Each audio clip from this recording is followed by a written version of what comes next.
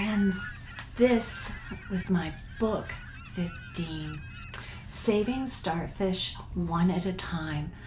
It was inspired by two ladies, very special ladies, senior ladies. Both are friends, were friends of dear friends of mine, Agnes and Sofie. Agnes has since departed this world. Sofie is still living in London, just outside of London, England, and such a force to be reckoned with. A very active and inspiring senior. So, I've wondered to myself, what would it be like if these lovely, inspiring grandmas, what would it be like if they found each other and they were friends? Then I thought, well, maybe one could be the grandma and the other one could be the sister. They could be like family. What if they had grandchildren? Gee, what if they were always visiting the beach? What if they were really into reducing, reusing, recycling? That's what fairies do. They protect the earth and animals and children. What if they walked the beach every day? And then, what if they devoted themselves to not just picking up garbage, but helping out the starfish that get washed up with the low tides? So, let's see where this story goes. Saving Starfish One at a Time. And that's a picture of a real fat starfish. Sammy and Sasha spent summers sprinting along sandy shores. Listen to those words. That's alliteration.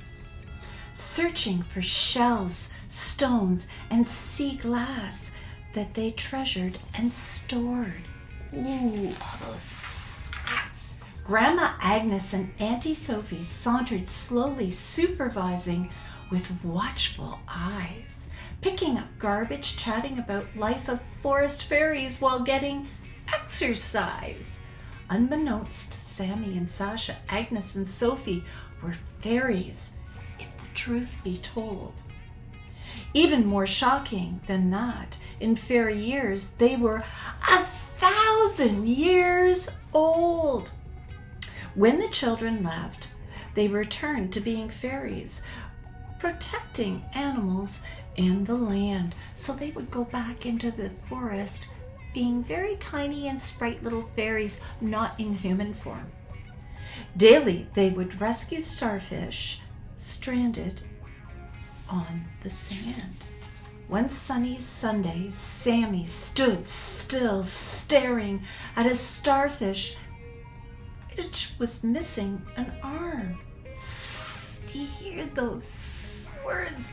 Again, alliteration. That's when you get the same sound pattern. Words starting with the same sounds over and over. Oosh! What happened? Is it dying? Sammy shouted in alarm. Sasha said, maybe we can keep it.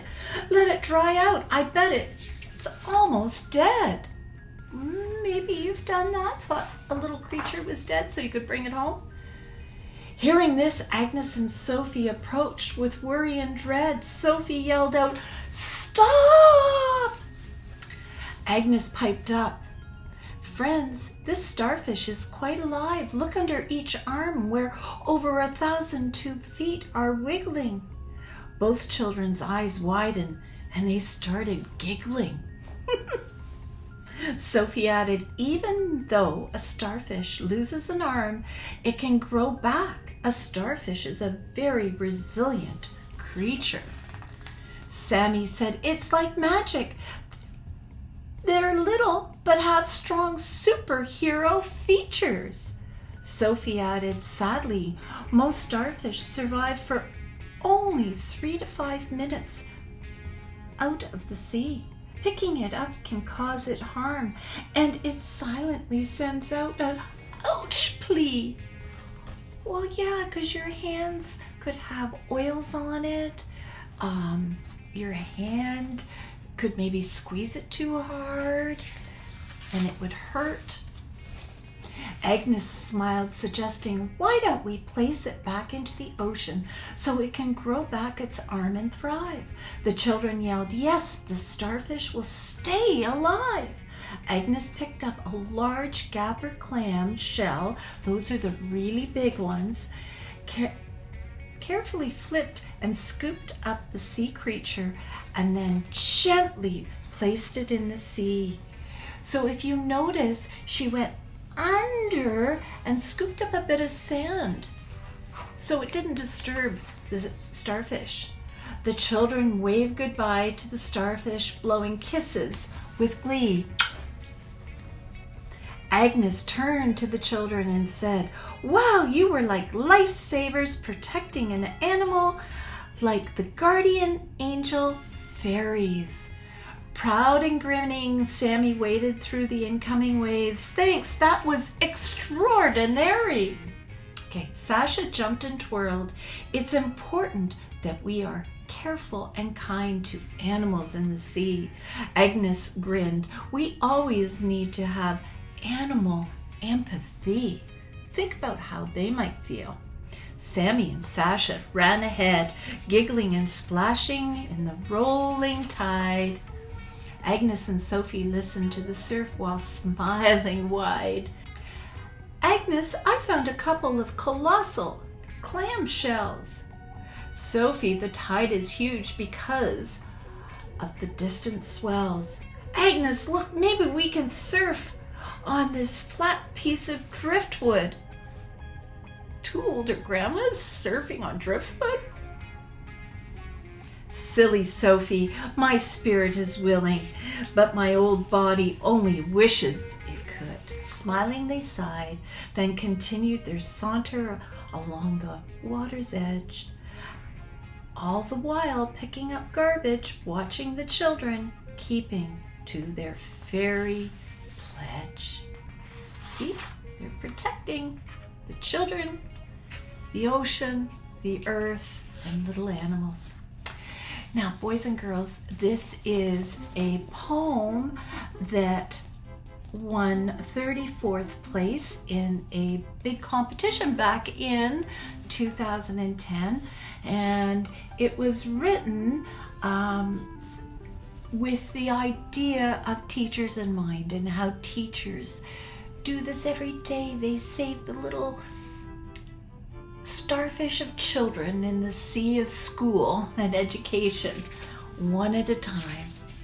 And you see some pretty neat pictures of a starfish. Now, these orange ones here are called bat starfish.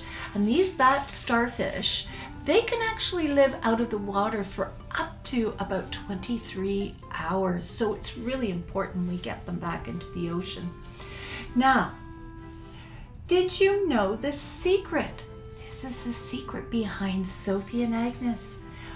Forests are the home to fairies, who are also called little people or wee folk. They often live at the base of trees like the mighty oak. Optimistic and gritty, not much gets in their way.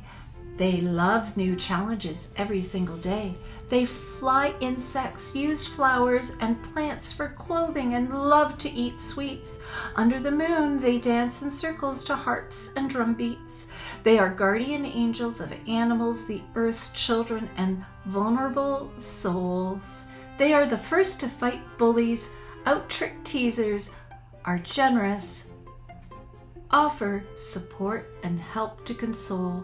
They are magical and living to 1,500 years, resilient, and are rarely sighted in their forest homes.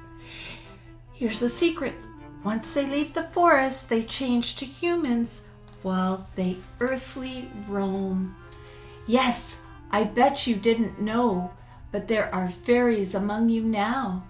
The most special are the oldest, wisest, the ones among you that have all the know-how. You might call them fairy godmothers or grandmamas. They are women who search the earth for simple truth and safety without dramamas. So maybe your grandmother or elder woman in your family just might be a fairy. Take a look at all these pictures, and they're of a fairy home.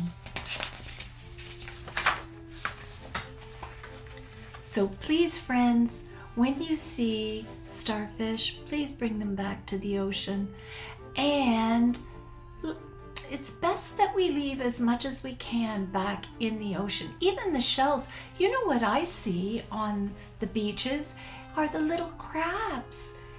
The hermit crabs love living in the empty shells. They seek refuge, protection.